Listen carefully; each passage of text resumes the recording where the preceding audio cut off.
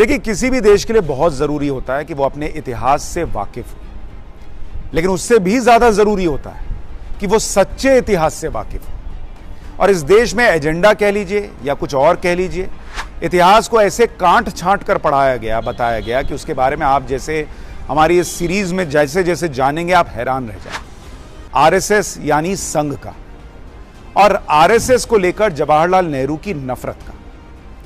आज की तारीख में राहुल गांधी को आरएसएस से नफरत है, ये तो सब जानते हैं, लेकिन राहुल गांधी के अंदर आरएसएस के लिए जो ये नफरत है वो कैसे नेहरू जी से आई, आज आपको ये बताऊंगा। आप सुनकर हैरान रह जाएंगे कि समाज सेवा के क्षेत्र में खुद को झोंकने वाले आरएसएस से तो नेहरू को भयंकर नफरत थी, लेकिन मुस्लिम लीग से उन्हें कोई परहेज नहीं था। कमोबेश वैसे ही जैसे राहुल गांधी को मुस्लिम लीग सेकुलर नजर आती है, लेकिन आरएसएस उनके लिए कम्युनल है, वही नेहरू जी का भी हाल था।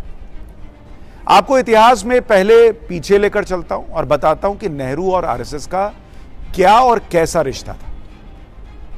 पहला सवाल तो आपके मन में भी आ रहा होगा कि नेहरू को आखिर आरएसएस से नफरत थी तो थी क्यों, क्या वजह थी? देखिए, कई इतिहासकार मानते हैं कि नेहरू की संघ से यह नफरत गांधी जी की हत्या से बहुत पहले से थी। दरअसल सावरकर और दूसरे नेता जो बाद में संघ से जुड़े, वो आजादी की लड़ाई में नेहरू से 15 साल पहले से एक्टिव थे। उदय माहौरकर की किताब है Veer Savarkar, the man who could have prevented partition. उसके मुताबिक अपने लगातार एक्शन की वजह से सावरकर और संघ संस्थापक 1920 से ही पहले फायर ब्रांड नेता बन चुके थे। 1910 में सावरकर कई अन्य साथियों के साथ अंग्रेज के खिलाफ काम कर रहे थे, अरेस्ट हो चुके थे। 1911 में सेलुलर जेल जा चुके थे। 1921 में वो जेल से छूटकर रत्नागिरी आए और फिर उनकी पॉपुलैरिटी चरम पर गई। संघ की स्थापना ही 1925 में हो चुकी थी, जबकि नेहरू का राजनीतिक सफर जो शुरू हुआ वो तब हुआ जब वो भारत में 1912 में आए और गांधी जी से पहली बार मिले ही 1916 में। तब तक सावरकर सेलुलर जेल में 5 साल काट चुके थे, जबकि नेहरू को पहली बार जिम्मेदारी ही 1929 में जाकर मिली। यही बात सुब्रमण्यम स्वामी ने भी कही थी कि नेहरू को जलनखोरी की बीमारी थी। एक कार्यक्रम को संबोधित करते हुए उन्होंने कहा था कि नेहरू को एक खास बीमारी थी, वो दूसरों से जलते थे। नेहरू डॉक्टर अंबेडकर से भी जलते थे और जलन की वजह यह थी कि अंबेडकर कोलंबिया गए और पीएचडी की और वो लंदन स्कूल ऑफ इकोनॉमिक्स भी गए थे, जबकि नेहरू कैम्ब्रिज गए और फेल हो गए।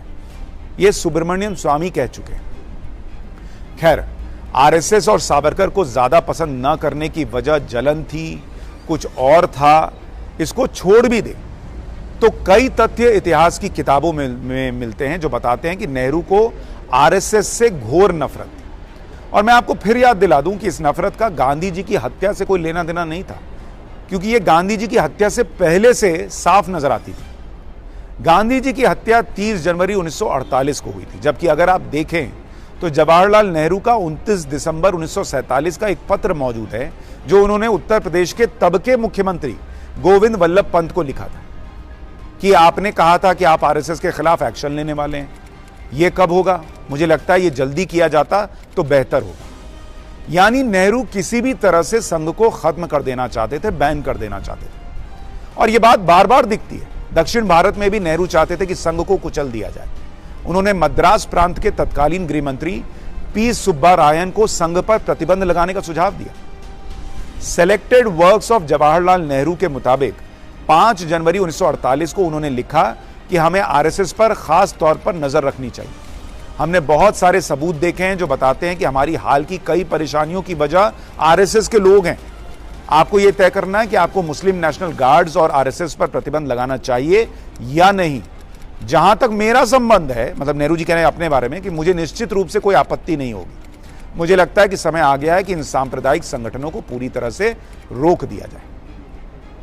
नेहरू जिस आरएसएस को सांप्रदायिक संगठन बता रहे थे, वो संघ बंटवारे के वक्त लोगों की मदद में जी जान से लगा हुआ था। जब कत्लेआम चल रहा था तो लोगों को बचा रहा था संघ, बेसहारा और बेघर लोगों की मदद कर रहा था संघ। लेकिन नेहरू की नजर में आरएसएस कम्युनल था। जैसे आज कोरोमंडल एक्सप्रेस के हादसे के बाद सबसे पहले मदद करने के लिए पहुंचने वाला संघ हो, या कोरोना काल में जान जोखिम में डालकर मदद करने वाला संघ हो। राहुल गांधी को कम्युनल ही नजर आता है ना, वैसे ही नेहरू को नजर आता था। सच तो यह है कि बंटवारे के वक्त संघ की लोकप्रियता इतनी बढ़ रही थी कि कई बड़े बड़े लोग संघ की तारीफ कर रहे थे और नेहरू को यह तारीफ भी पसंद नहीं आती थी। जब देश के पहले उपराष्ट्रपति सर्वपल्ली राधाकृष्णन ने संघ की सार्वजनिक तारीफ कर दी, तो नेहरू ने 22 जनवरी 1948 को उन्हें एक चिट्ठी लिख दी और कहा कि हमारी समस्या यह नहीं है कि पाकिस्तान क्या करता है क्या नहीं करता है, बल्कि हमारी समस्या यह है कि हमारे अपने बहुत से लोग क्या करते हैं।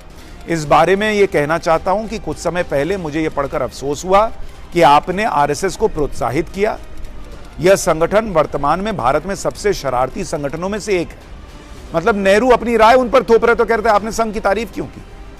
आपको सुनकर हैरानी हो रही होगी कि नेहरू को पाकिस्तान तक से प्रॉब्लम नहीं थी, लेकिन बंटवारे में लोगों की मदद करने वाले आरएसएस से थी। अच्छा, पाकिस्तान छोड़िए, नेहरू को तो मुस्लिम लीग तक से दिक्कत नहीं थी, लेकिन संघ से थी। मुस्लिम लीग के मामले में नेहरू मद्रास प्रांत के तात्कालिक गृह मंत्री सुब्बारायन से कहते हैं कि मुस्लिम लीग की बैठकों पर प्रतिबंध लगाने का सवाल एक अलग मुद्दा है। यह कोई नहीं कह सकता कि मुस्लिम लीग की बैठकों से दंगे भड़केंगे, ये नेहरू कह रहे हैं। भारत में मुसलमान आज पूरी तरह से डरे हुए हैं। इस बात की बहुत कम संभावना है कि ये मुसलमान कोई मुसीबत खड़ी करें। यानी नेहरू से लेकर राहुल गांधी तक मुस्लिम लीग से इन्हें कोई दिक्कत नहीं थी, लेकिन हिंदुओं की बात करने वाला संघ इनकी नजर में देश के लिए खतरा था। तब भी नैरेटिव यही था कि मुसलमान डरे हुए हैं, आज भी नैरेटिव यही है कि मुसलमान डरे हुए हैं। गजब ही हाल है बॉस, 70 साल से डरे ही हुए हैं। अच्छा, ये सब तो गांधी जी की हत्या के पहले की बातें हैं। आपको लग सकता है कि गांधी जी की हत्या में संघ का नाम लिया जाता है, इसलिए हो सकता है कि नेहरू गांधी परिवार के आगे के वंशजों को आरएसएस से नफरत रही होगी। आज मैं आपको बताता हूं कि जब गांधी जी की हत्या हुई तो आरएसएस ने क्या किया था। संघ के गोलवलकर उस दिन मद्रास में थे जब गांधी जी की हत्या हुई, कुछ लोगों के साथ चर्चा में थे। तभी एक कार्यकर्ता आकर उन्हें बताता है कि गांधी जी की हत्या हो गई। वो चाय का प्याला नीचे रख देते हुए कहते हैं कि यह देश का दुर्भाग्य है। इतना ही नहीं, गोलवलकर जी ने बिना देर किए शोक संवेदना का तार नेहरू, पटेल, देवदास, गांधी को भेज दिया। साथ ही घोषणा कर दी कि हिंदू परंपरा का पालन करते हुए शोक के तौर पर 13 दिन तक पूरे देश में संघ की कोई शाखा नहीं लगेगी। उन्हें अगले दिन आंध्र प्रदेश जाना था, लेकिन वो सारे कार्यक्रम रद्द करके नागपुर लौट आए। जो मरवाएंगे गांधी जी को वो ऐसा करेंगे। उन्होंने प्रधानमंत्री नेहरू को भी एक पत्र लिखा और कहा कि एक विचारहीन विकृत आत्मा ने गोली मारकर पूज्य महात्मा जी के जीवन का अचानक और भयंकर रूप से अंत करने का जघन्य कृत्य किया है। ये गोलवलकर लिख रहे हैं। यह घिनौना कृत्य हमारे समाज पर कलंक है। हर देशवासी को यह देखकर असहनीय पीड़ा होगी कि हमारे अपने देशवासियों में से एक ने इस अकल्पनीय घिनौने कृत्य को अंजाम दिया। निसंदेह आप उस देशद्रोही व्यक्ति के साथ उचित व्यवहार करेंगे। यह हम सभी के लिए परीक्षा का समय है।